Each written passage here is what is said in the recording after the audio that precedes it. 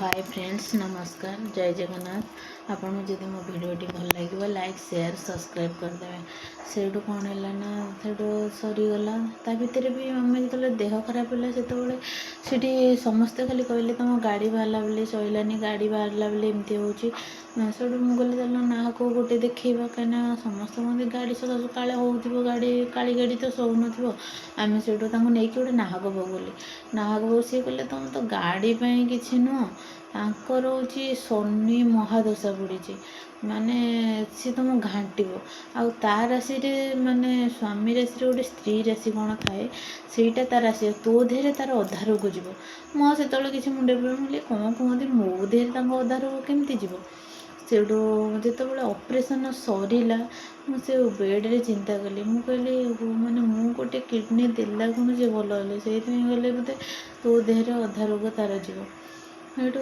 Operation सरला से infection तो सरला तापर से आमर गोटे जो जो पिलाटा कम करता किसी नाला मुझे सीढ़ी घर पाखे बस कांदिली मुझे एत पैसा खर्च हो कौटू आनी आ तो जहाँ थी सब सरला आ पैसा पतर ना आ कौन करी कांदिली बो कहला मुझे जाऊँगी कौटू ग्रुप फ्रुप उठे आनी मुझे ना तू तो इठी रही तू जाकि पुणी पैसा पतर कौटू आणव पुणी सुझब केमती आठी तो कंपलसरी दरकार पिला पाखे मो पाखे जी हेल्ले जड़े दरकार आई मुझे तो बेसी कम करें मो छुआ को धरी पारूनी किसी कम कर छुआ जो छोट छोट ही कांदुव जे मामा काखई दे मुझे टेकी पारे कांदी धरी पारे कि उठी पारे पेट सका मुझे तो बसी पारे उठी पारे हेटू एमती जाकि गले ऑपरेशन सरीगला इन्फेक्शन सरीगला सेठू आमर जो पिलाटा नहीं 50,000 टंका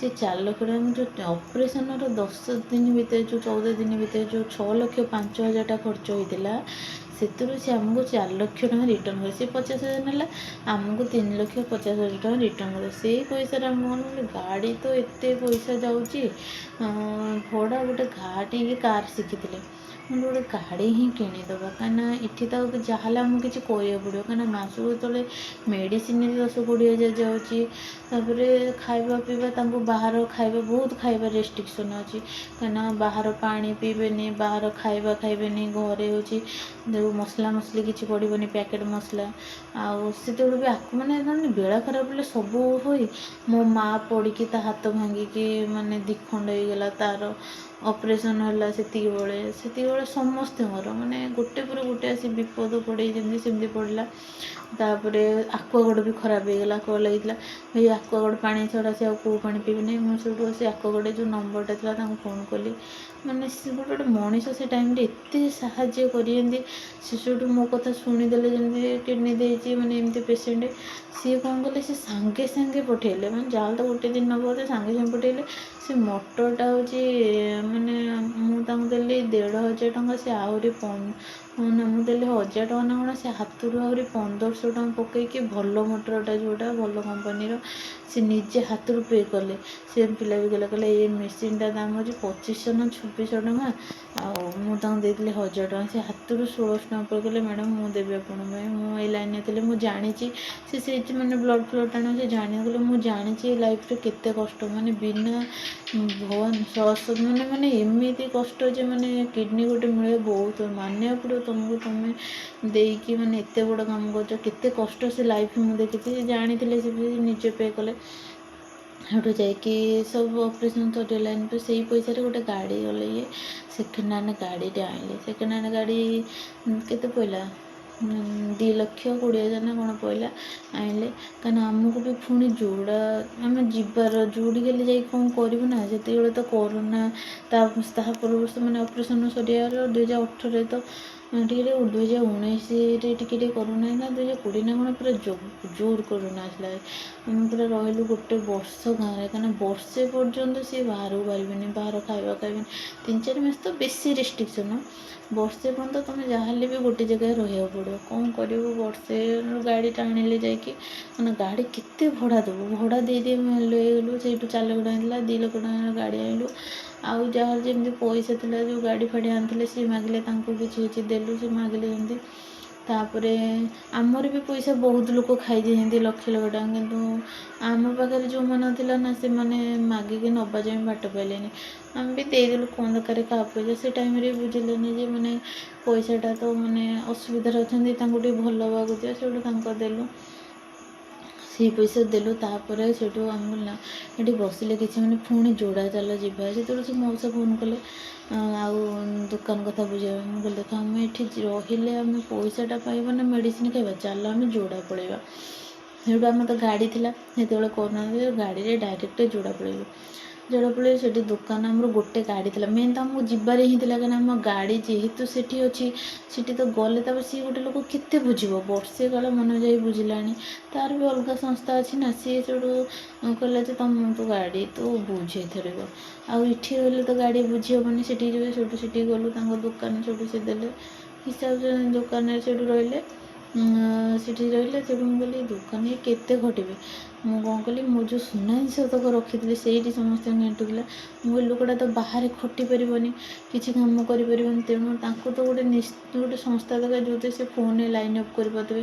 ଗୋଟେ ଘରେ ରହିକି ତାଙ୍କୁ ଯେତେବେଳେ ଅପରେସନ୍ ହେଲା, ଫୋନ୍ ବି ଆଲାଉ ନଥିଲା, ସେ କାହା ସହିତ କଥା ହେବେନି, ଫୋନ୍ ଧରିବେନି, ସେ ଗୋଟେ ଘରେ ଯେମିତି ଗୋଟେ ବନ୍ଦୀ ଭିତରେ ରହିବା କଥା ସେ ରହୁଥିଲେ।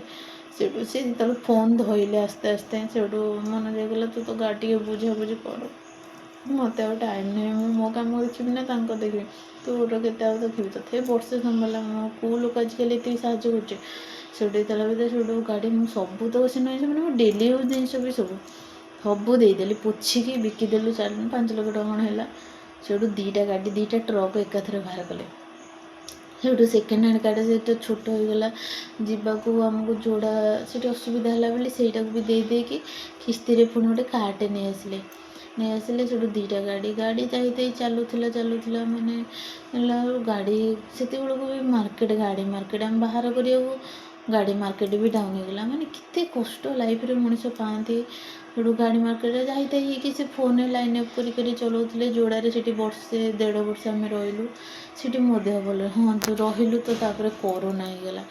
କରୋନା ହେଲା ମାନେ ମୋତେ ମାନେ ଫାଷ୍ଟ ତ ମୋ ଭାଇ ଗାଡ଼ି ଶିଖାଉଥିଲା, ନାନୀ ଝିଅକୁ ନେଇ ପାଖରେ ରଖୁଥିଲି, ହଇରାଣ ହେଉଥିଲି। ତାପରେ ମାମୁଁ ପୁଅ ମୋ ଭାଇ ରହିଲେ। ସେଠି କ'ଣ କଲା ନା ତାକୁ ହେଇଗଲା, ସେଠୁ ଗାଡ଼ି ଶିଖାଉଥିଲା, ତାରକୁ କରୋନା ହେଇଗଲା। ସେଠୁ ଆସିକି ମାମୁଁ ପୁଅକୁ ହେଇଗଲା। ସେ 2 ଜଣ ମୋ ପାଖରେ ସେପଟେ ଶୁଅନ୍ତି ଗୋଦାମରେ, କିନ୍ତୁ ଆସନ୍ତି ଖାଇବା ପାଇଁ ମୋ ପାଖକୁ। ବୋଲେ ଖାଇବାକୁ ଏଠି ମୋ ସାନ ପୁଅ ତାଙ୍କ ପାଖରେ ନଷ୍ଟ କରି ତାକୁ ହେଇଗଲା। ତାକୁ ହେଇସାରିଲା ପରେ ସିଏ ସେଇଠୁ ସାନ ପୁଅ ଆମ ପାଖରେ ହେଲା, ମୋତେ ହେଲା ବୋଲି ପୁରା ସିଭିଅର୍ କରୋନା ହେଇଗଲା। ମୁଁ ଆଉ ନିଶ୍ୱାସ ନେଇପାରିଲିନି, ମାନେ ମୁଁ ପୁରା ସିରିୟସ୍, ମୁଁ କ'ଣ ହେଉଛି ମାନେ ସେ କରୋନା ବେଳେ ସେ ଯେଉଁ ପାରାଦୀପ ଭାଇଙ୍କର କିଡ଼ନୀ ଖରାପ ହେଇଥିଲା, ତାଙ୍କର ବି ଅପରେସନ୍ ହେଇଗଲା। ତାଙ୍କ ଶାଶୁ ଦେଲେ 5 ଲକ୍ଷ ଟଙ୍କା ନେଲେ, ତାଙ୍କ ଶାଶୁ ସିଏ ଦେଲେ, ତାଙ୍କର ବି ଠିକ୍ ଠାକ୍ ଥିଲା। ସିଏ କ'ଣ କଲେ ନା ଯେଉଁ ଅପରେସନ୍ ମାନେ ଯେଉଁ କରୋନା ହେଇଗଲା ନା, ତାଙ୍କ ଦେହ ଖରାପ ହେଇଗଲା, ସେ କରୋନାରେ ହିଁ ଡେଥ୍ କରିଲେ। ମୋତେ ବହୁତ କଷ୍ଟ ହେଲା, ଭଗବାନ ଟିକେ କେତେବେଳେ କ'ଣ ହେବ ନା ମୋତେ ଫୋନ୍ କରି ଯେମିତି ପ୍ରାଉଡ଼୍ ସହ ସମସ୍ତେ ଦେଖ ମୋ ଭଉଣୀ କିଡ଼ନୀ ଦେଇଛି, ଦେଖ ସାବିତ୍ରୀ ଆସିଲା, ସାବିତ୍ରୀ ତୁ ତ ରିଅଲ୍ ସାବିତ୍ରୀ। ଆଉ ସାବିତ୍ରୀ କ'ଣ ତାଙ୍କ ସ୍ତ୍ରୀ ବି ତାଙ୍କର ଦେବାକୁ ରାଜି ଥିଲେ, କିନ୍ତୁ ତାଙ୍କର କ'ଣ କିଡ଼ନୀ ଯେଉଁ ମାନେ ହେଲ୍ଦି ତ ସେ ଟିକେ, ତାଙ୍କୁ ଡକ୍ଟର ମନା କଲେ ତମେ ଦିଅନି। ସେଇଠୁ ତାଙ୍କ ଶାଶୁ ଦେଲେ, କ'ଣ 4-5 ଲକ୍ଷ ନେଲେ, ତାଙ୍କ ଶାଶୁ ଦେଲେ, ସିଏ ସେଇ ଟାଇମ୍ରେ ଡେଥ୍ କରିଗଲେ। ତାପରେ ମୋତେ କରୋନା ଯେତେବେଳେ ହେଲା, ମୁଁ ଜାଣିନି କରୋନା ହେଇଛି ବୋଲି। ସେଠି ଯୋଡ଼ାରେ ତ ରହୁଥିଲୁ, କରୋନା ବେଳେ ପୁରା ମାସେ ଯାଏଁ ଦେହ ମୁଣ୍ଡ ବିନ୍ଧା ଛିଟକା ବଥା ପୁରା ଛାଡ଼ିଲାନି, ଖାଇବା ଟେଷ୍ଟ କମିଗଲା। ଆଉ ମୋତେ ତ ମେଡ଼ିସିନ ଆଲାଉ ନାହିଁ, ଆଡ଼ୁ ସାଡ଼ୁ ମେଡ଼ିସିନ ମୁଁ ଖାଇବିନି, କିଡ଼ନୀ ଦେଇଛି ଯେହେତୁ। ସେଇ ଡକ୍ଟରଙ୍କୁ ଫୋନ୍ କଲୁ, ସେଇ ଡକ୍ଟର ସେଇଠୁ ଗୋଟେ ତାଙ୍କର ଯେତିକି ଥାଏ ମେଡ଼ିସିନ ସବୁ କହିଲେ, ସେ ତାକୁ ଖାଇଲା ବେଳକୁ ଯେମିତି ତଣ୍ଟି ମୁଣ୍ଡ ଶୁଖେଇ ଦେଉଥାଏ, ଜିଭ ଟାଣି ନେଇଯାଉଥାଏ। ସେଇଠୁ ଏମିତି ହେଲା। ସେଠି କ'ଣ କଲି, ସେଇଠୁ ମୋ ପରେ ମୁଁ ସେଇଠୁ ଚାଲ ଘରକୁ ଯାଇ ମୋ ତାଙ୍କୁ ହେଇଗଲା ବାଟରେ। ସେଇଠୁ ଆସିଲା ବେଳକୁ ମୁଁ କହିଲି ବ୍ଲଡ଼୍ଟା ଦେଇକି ଯିବା, ବ୍ଲଡ଼୍ ସେଠି ଦେଇକି ଆମେ ଘରକୁ ପଳେଇ ଆସିଲୁ। ଆପଣଙ୍କୁ ନେକ୍ସଟ ଭିଡ଼ିଓରେ କହିବି, ଭିଡ଼ିଓ ଲମ୍ବା ହେଇଯିବ। ନେକ୍ସଟ ଭିଡ଼ିଓରେ କହିବି କରୋନାରେ ପୁଣି କ'ଣ ହେଲା, କେତେ ଯେ କଷ୍ଟ, କେତେ ଯନ୍ତ୍ରଣା, ଭଗବାନ। ମୋ ଲାଇଫ୍ଟା ଖାଲି କଷ୍ଟରେ ବୋଧେ ମୋତେ ଲାଗୁଛି ମୋ ଜୀବନ ସାରା ଷ୍ଟ୍ରଗଲ୍ ହିଁ ସରିବନି। ଆପଣ ଭିଡ଼ିଓଟି ଭଲ ଲାଗିଥିଲେ ଲାଇକ୍, ସେୟାର, ସବସ୍କ୍ରାଇବ୍ କରିବେ। ରହିଲି, ଜୟ ଜଗନ୍ନାଥ।